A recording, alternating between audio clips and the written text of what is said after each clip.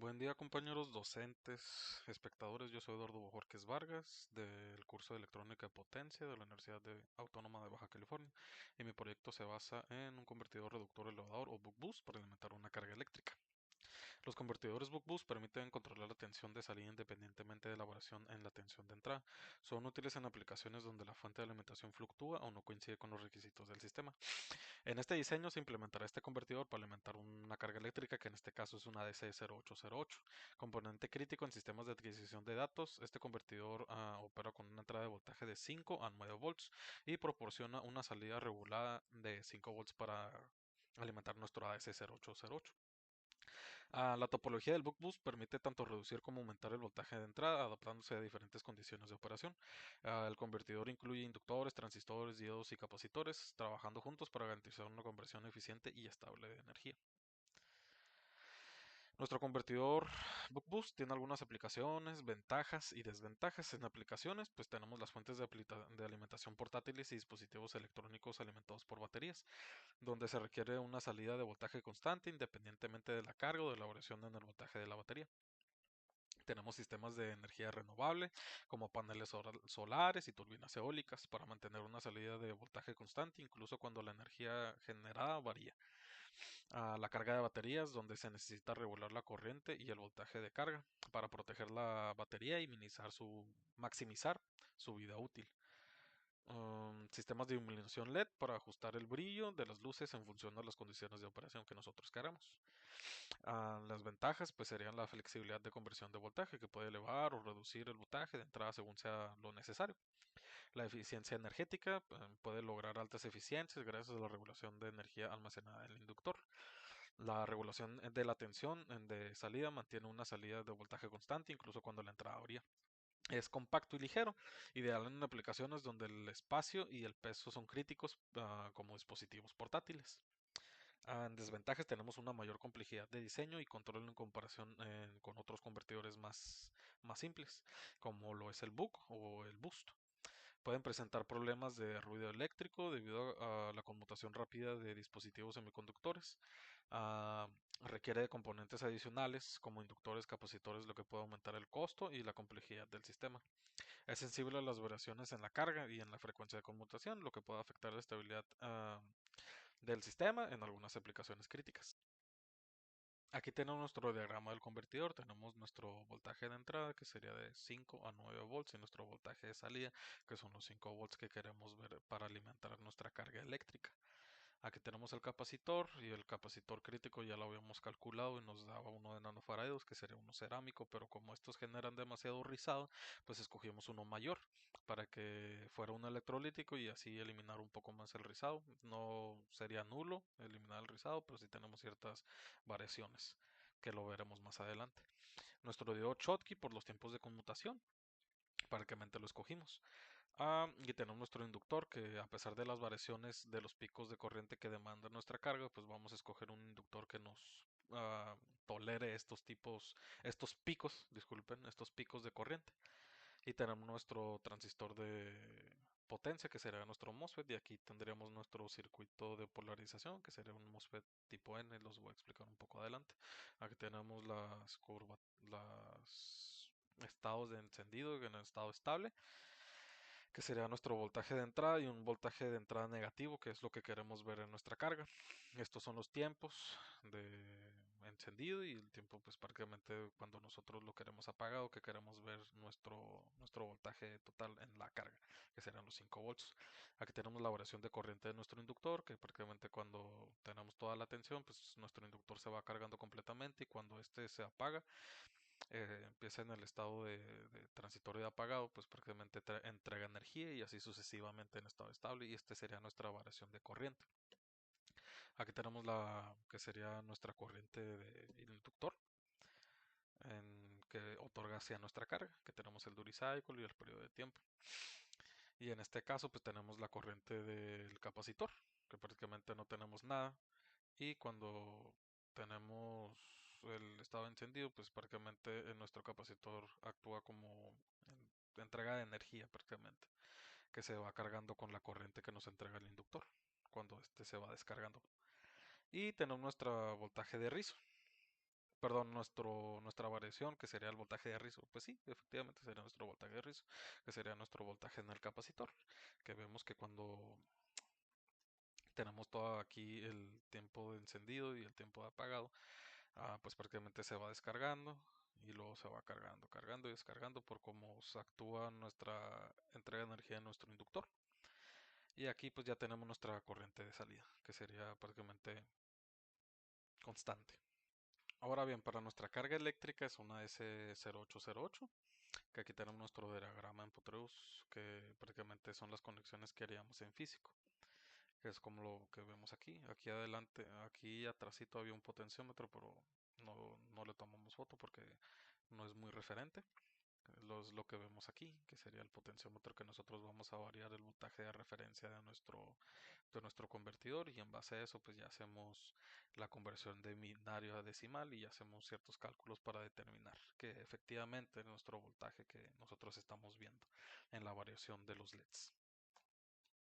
Y para la caracterización de nuestra carga o las características de nuestra carga, pues tenemos que el voltaje máximo de alimentación de nuestro AS son 6.5 volts y el rango se encuentra entre los 4.5 y los 6 volts.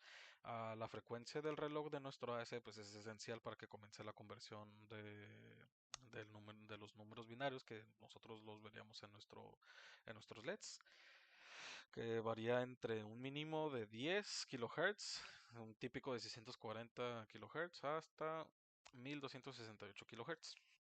Ya nosotros de iniciar la caracterización de nuestra carga eléctrica tenemos en una punta del osciloscopio, que sería la punta de osciloscopio 1, que tenemos el voltaje de la fuente siempre encendido, siempre lo vamos a ver encendido.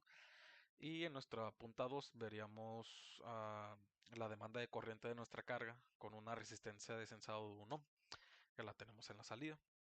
Y una vez dicho esto, con el voltaje de nuestra fuente, activamos momentáneamente nuestro AS y vemos que a la fuente le demanda cierto voltaje que nos podría afectar, pero como son tiempos muy mínimos, no nos perjudica tanto, no lo tomamos muy en cuenta, pero estamos de acuerdo que es eso, esa demanda de tensión de nuestra carga, pues nos podría afectar en ciertos periodos de tiempo ya después, que nos pueda afectar a nuestro convertidor. Y la corriente pico del transitorio de encendido, que nosotros al momento de alimentar momentáneamente nuestra carga, pues demanda 568 milivolts. Aquí tenemos una probeta que mide tensión, que pues prácticamente nosotros lo vemos como en milivolts, pero como nosotros tenemos una resistencia de sensado 1 ohm, hacemos la ley de Ohm, que es lo que vemos aquí para determinar lo que sería la resistencia de nuestra carga, o lo podemos ver como RL, que lo podemos deducir como si fuera RL, que es la carga, la resistencia de la carga, perdón. Y en estado estable, pues vemos que se estabiliza con 44 milivolts, que en este caso serían miliamperes, por lo mismo que les dije de la ley de Ohm. Y para determinar la resistencia, que sería nuestra carga, es el voltaje de nuestra fuente entre la corriente que demanda en el transitorio de encendido, que son los 5 volts, entre los 568 miliamperes, que son 8.80 ohms, pero nosotros en el peor de los casos lo decimos que son 8 ohms. Ahora tenemos nuestro circuito driver, que es prácticamente lo que va a encender y apagar nuestro MOSFET, encender y apagar, que serían los tiempos de conmutación que, que necesitamos para que nuestro convertidor funcione. Aquí tenemos los componentes, que es nuestra fuente, que son los 9 volts. Aquí podría también ir 5 volts, de 5 a 9 volts, que es lo que vamos a alimentar nuestro convertidor, nuestra tierra, que es el ground, nuestra resistencia de pull-up, que es el R13, nuestra resistencia en la compuerta, que sería R14 para alimentar nuestro, nuestro MOSFET de canal N, nuestra carga, que queremos que es nuestra carga eléctrica, el generador de funciones, que lo vamos a alimentar para activar y desactivar nuestro MOSFET. Y pues los MOSFET que ya les dije que dan el canal tipo P, que es el IRF9Z10, que es el Q2, y el MOSFET canal N, que es el Q8, que es el IRF48N. Ahora, pues la selección de estos componentes se utilizó este MOSFET canal P, ya que se tiene una configuración high side. En comparación con MOSFET, canal N, ocuparemos un voltaje mucho más mayor en la compuerta, lo que se nos dificulta a nosotros. Se utilizó este MOSFET canal N como driver para poder conmutar nuestro MOSFET canal P. Este presenta menores pérdidas con una resistencia interna entre el drenador y la fuente de 0.018 ohms, una corriente máxima de drenador de 50 amperes, que para nuestro caso está muy elevado ya que ocuparemos una solo 44 miliamperes en estado estable. Y como ya lo vimos en el pico, pues son 568 miliamperes. Un voltaje de drenadora fuente de 60 volts. Para conmutar el MOSFET canal P, pues se utilizó un driver de la siguiente manera, que es lo que vemos aquí. La resistencia de pull-up tiene como función asegurar que la compuerta del MOSFET de potencia, en este caso que sería de canal P, esté en un nivel lógico alto cuando no hay una señal aplicada. Esto evita que la compuerta flote y garantiza que un estado definido para el MOSFET cuando no hay una señal de entrada. En el MOSFET de potencia actúa como interruptor controlado por voltaje. Cuando la señal de entrada aplicada a la compuerta es lo suficientemente alta, el MOSFET se enciende y permite que la corriente fluya desde la fuente a través del drenador hacia la carga. El MOSFET de canal N actúa como interruptor de polarización controlado por voltaje. Ah, Su función en este circuito es invertida a comparación del MOSFET de potencia, que es el de canal N, cuando la señal de entrada aplicada a la compuerta es alta. El MOSFET de canal N se apaga, permitiendo que la corriente fluya desde la fuente a través del drenador hacia la tierra común. Esto crea una conmutación complementaria entre el MOSFET de canal N y el MOSFET canal P, lo que permite que el control eficiente del flujo de corriente a través de la carga. Una vez dicho esto, es lo que les acabo de decir. Discúlpenme, que los dejo aquí un ratito. Y pues aquí tenemos los parámetros importantes que nosotros tomamos en cuenta para la realización de nuestro convertidor reductor elevador, que son los parámetros que les mencioné un poquito antes, que son el voltaje de drenador a fuente de 60 volts, la resistencia en estado encendido de drenador a surtidor, que son 0.50 ohms en el canal P, al voltaje de compuerta a fuente, que son los 20 volts, la corriente de drenador de 6.7 amperes, y cuando son en pulsación, que serían los 27 amperes. Y el voltaje de umbral de nuestro canal P, en este caso serían 2 volts mínimos a 4 volts máximo. Los parámetros de nuestro MOSFET canal N, que es el voltaje de drenador a fuente de 60 volts, semejante al canal P. La resistencia de encendido de drenador a fuente, que son 0.018 ohms. El voltaje de compuerta a fuente de 20 volts. La corriente de drenador de 50 amperes. Y pues en pulsaciones que serán 290 amperes. Y el voltaje de umbral para que nuestro MOSFET comience a conmutar prácticamente, que entre en región óhmica, sería de 2 a 4 amperes. Los parámetros del inductor sacados de Triad Magnetics, del el repertorio RCK. Escogimos el de RC6, que son 0.800 amperes, que serán 800 miliamperes, con una resistencia que presenta de 600 miliohms.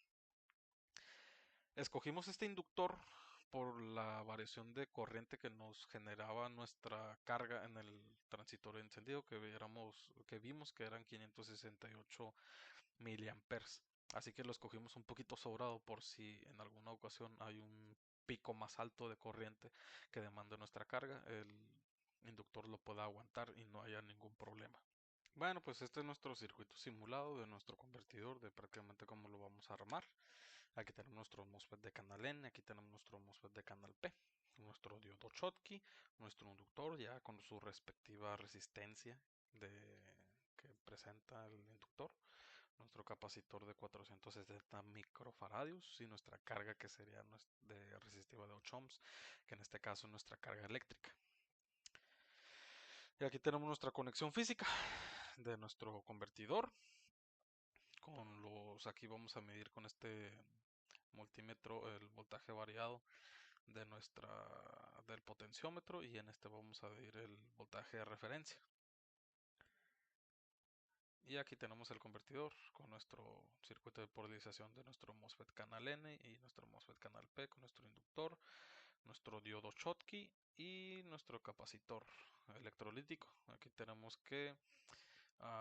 que la salida de negativo va a ser la positiva de nuestro convertidor, y nuestra salida positiva de nuestro convertidor va a ser la negativa para alimentar nuestro ADC. Y aquí tenemos nuestras mediciones en el circuito MOSFET de polarización, que es el canal N, que tenemos el estado de apagado y el estado de encendido.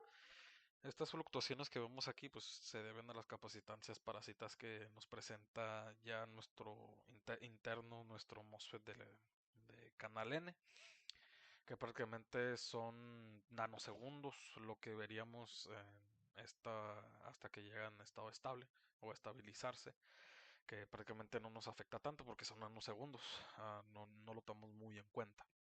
Y en el estado apagado pues vemos aquí también cómo afectan estas capacitancias en el estado encendido, cómo afectan estas capacitancias parásitas en lo que se cargan al momento de darle un pulso lógico alto y luego un lógico bajo, porque lo que vemos aquí en nuestro canal 2 es nuestro generador de funciones, que tenemos una amplitud de 5 volts con un offset referenciado a 0.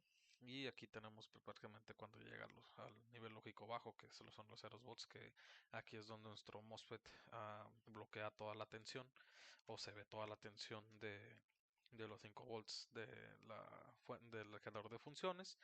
Y aquí pues prácticamente cuando está en estado encendido nuestro MOSFET, o prácticamente nosotros lo decidimos que está conmutando. Aquí tenemos las mediciones de nuestro MOSFET de potencia. Aquí también igual vemos estas variaciones o estos sistemas amortiguados con varias oscilaciones, y pues lo decidimos igual por las capacitantes parásitas y por cuestiones de nuestra inductancia que tenemos de nuestro inductor, prácticamente, que es lo que vemos aquí, que es lo que está oscilando, que prácticamente es donde cuando se está cargando y descargando, cargando y descargando, cargando y descargando, hasta que llega a apagarse completamente, y así constantemente para nuestro MOSFET, que prácticamente igual aquí son nanosegundos, no nos afecta tanto. Y aquí pues vemos la tensión que nosotros queremos en nuestro convertidor,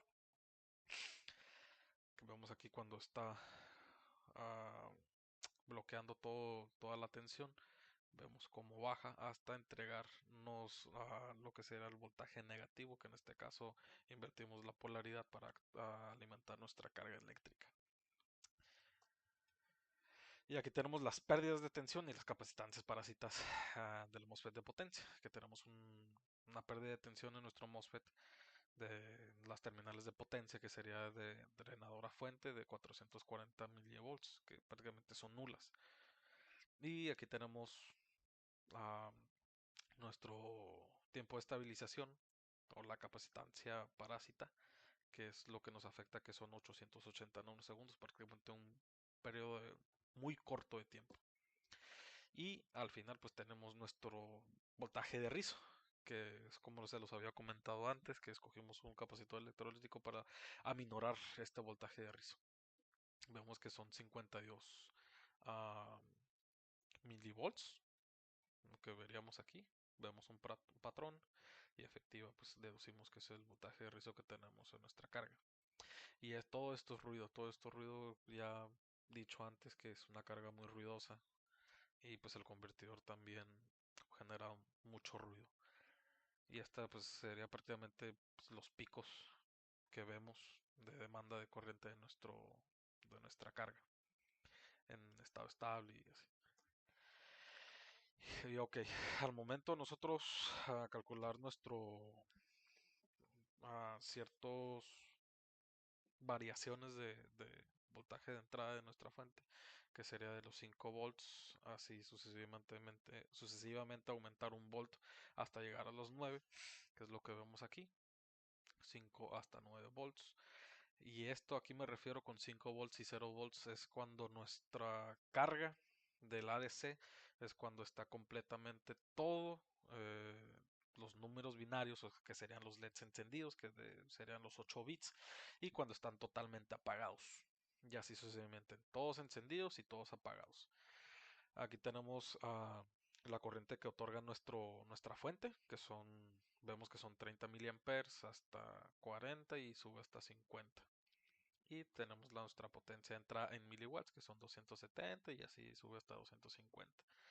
Y de igual forma, cuando pues, todos los LEDs están apagados o no hay nada de voltaje, que puede encender los LEDs. Vemos también la corriente que nos otorga la fuente, que son 20 miliamperes hasta 35. Y pues también la potencia de entrada, que serán 180 hasta 150 en el peor de los casos. Y aquí vamos a analizar lo que sería nuestra carga cuando demanda toda la corriente. Vemos que tenemos el duty cycle utilizado para tener este voltaje en nuestra carga, que serían 5.16, 5.01, 5.08, 5.05, 5.03. No tenemos un voltaje constantemente así perfecto de 5 volts, pero tenemos cierta variación o tenemos prácticamente ciertos tolerancia de milivolts para que vamos a ver en nuestra carga, pero como nuestra carga tolera un rango de 4.5 a 6 volts, pues no nos afecta tanto. Nosotros queremos un promedio de 5 volts y que se mantenga en 5 volts. Y nosotros fuimos variando nuestro duty cycle del 31, 37, 42, 46 hasta 54%. Y esta es la demanda de corriente de nuestra carga que nos demanda en el encendido, que son 114 miliamperes, y así sucesivamente hasta 438 miliamperes. Y en el estado estable siempre se estabilizaba en 44 miliamperes. Y tenemos la potencia de salida, que serían miliwatts, que es esta columna. Y lo mismo para cuando nuestra carga no demanda nada de corriente, que será pues, nuestro voltaje, probablemente no vemos encendido nuestros LEDs, que vemos que cuando nuestro duty cycle cambia así proporcionalmente de 22 hasta 45%, pues vemos la fluctuación de nuestro voltaje de entrada de nuestra carga, que sería 4.99, 5, 4.95, 4.99, 5.04, que prácticamente se mantiene en el rango que la carga tolera para poder funcionar sin ningún problema. Y la corriente de demanda del encendido, que prácticamente estos serían los picos, aquí no se los comenté, pero estos serían los picos de corriente de demanda que nos genera nuestra carga eléctrica de la S0808, que vemos que varía de 472, 356 y así sucesivamente. Y pues llegar a estabilizarse a los 32 miliamperes cuando no vemos ningún LED encendido. Y tenemos nuestra potencia de salida de 159.68, así variando hasta 161.28. Y tenemos la eficiencia de cada uno de estos casos, que es el 84, 92, 80, 93, 89, cuando están demandados todos los LEDs corriente, que sería cuando están todos encendidos y cuando están todos apagados, que vemos que la eficiencia se encuentra entre 89, 81, 72 o 75, perdón, 89 y 92. Y si sacamos el promedio de eficiencia, pues obtenemos que es un 86% general de nuestro convertidor de eficiencia que obtiene, lo cual es bueno porque comparado con las fuentes lineales, uh, pues son pobres, son como el 20% que tiene de eficiencia en el caso de las fuentes lineales, y en este caso pues nuestro convertidor tiene una eficiencia arriba del 80%, en este caso 86%, que casi 90%, que lo cual para nosotros es muy bueno porque se está aprovechando la mayor parte de la energía que nosotros estamos utilizando. Y aquí tenemos áreas de investigación y posibles mejoras. Que se pueden investigar algoritmos de control avanzado para mejorar la respuesta dinámica y la eficiencia de los convertidores, explorar nuevos materiales y topologías que ofrezcan mejoras en eficiencia energética, densidad de potencia. Además, desarrollar sistemas más integrados con sensores adicionales para un monitoreo complejo y mayor capacidad de ajuste en tiempo real.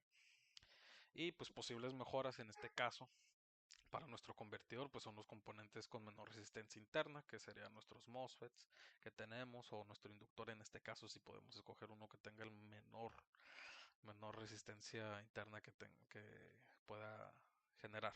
Y pues mayores capacidades de corriente, que en este caso pues la corriente que demanda nuestra carga eléctrica pues no es demasiada, pero pues igual podemos estar un poquito sobrados en la selección de estos componentes. Sistemas de disipación de calor, pues en este caso si nuestra carga eléctrica está constantemente funcionando, pues vemos que la mayor parte de la energía se aprovecha, así que no podría ser un factor a tomar en cuenta, pero igual está ahí visto que pues, podría llegar a calentarse por, no sé, algún sobrepico que tenga nuestra carga o algo general y pues podemos implementar un sistema de enfriamiento para que esto no afecte a nuestro convertidor. Y técnicas de conmutación más rápidas y eficientes.